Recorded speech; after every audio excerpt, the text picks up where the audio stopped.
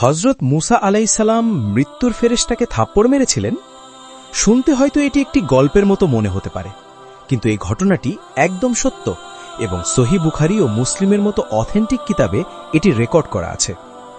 কিন্তু প্রশ্ন হল, আল্লাহর একজন নবী এমনটি কেন করলেন? তিনি কি মৃত্যুকে ভয় পেতেন, নাকি কারণ অন্য কিছু ছিল? চলুন জানি এই ঈমান জাগানিয়া ঘটনার আসল হাকিকত। একবার মৃত্যুর ফেরেশতা হযরত আজরাইল একজন সাধারণ মানুষের বেশে হযরত মুসার কাছে উপস্থিত হলেন এবং বললেন যে নিজের রবের হুকুম মানো, অর্থাৎ মৃত্যুর জন্য প্রস্তুত হয়ে যাও।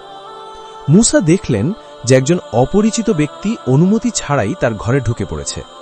হযরত মুসা তার শক্তি এবং মেজাজি স্বভাবের জন্য পরিচিত ছিলেন। তিনি সেই ব্যক্তিটিকে, যে মানুষের রূপে ছিল, একটি থাপ্পড় মারলেন, যার ফলে ফেরেশতার একটি চোখ বেরিয়ে গেল। আজরাইল তখনই আল্লাহর দরবারে হাজির হলেন এবং আরজি করলেন, হে আল্লাহ, তুমি আমাকে এমন এক বান্দার কাছে পাঠিয়েছ যে এখনো মরতে চায় না।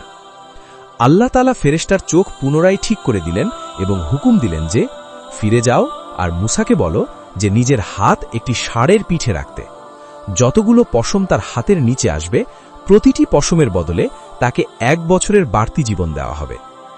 যখন ফেরেশতা ফিরে এসে এই পয়গাম শোনালেন, তখন মুসা জিজ্ঞেস করলেন, আচ্ছা, তারপর কি হবে? ফেরেশতা জবাব দিলেন, তারপর মৃত্যু আসবে।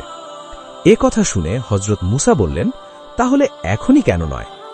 শিক্ষা: মুসা থাপ্পড়টি মৃত্যু ভয়ে মারেননি, বরং এজন্য মেরেছিলেন কারণ সে ছিল এক অচেনা ব্যক্তি যে বিনা অনুমতিতে প্রবেশ করেছিল।